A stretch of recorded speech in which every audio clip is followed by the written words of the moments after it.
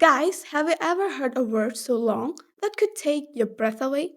By the way, this is Rifadashvia and today we're diving into 5 longest words that sounds like a storm of syllables. So let's start it. Number 1. Pneumono-ultramicroscopic silicovolcanoconiosis. Slowly. Pneumono-ultramicroscopic silicovolcanoconiosis. It has 45 letters. Number 2. Hippopotamonstrosesquipedaliophobia.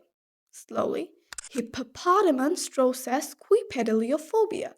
It has 36 letters. Number 3. Supercalifragilisticexpialidocious. Slowly.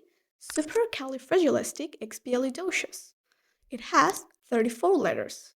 Number 4. Pseudo-hypoparathyroidism. Slowly. Pseudo-hypoparathyroidism. It has 30 letters. Number 5. Floxinoxynihilipilification. Slowly. Floxinoxynihilipilification. It has 29 letters. So that's all for today. Stay with SpeakUp. Goodbye.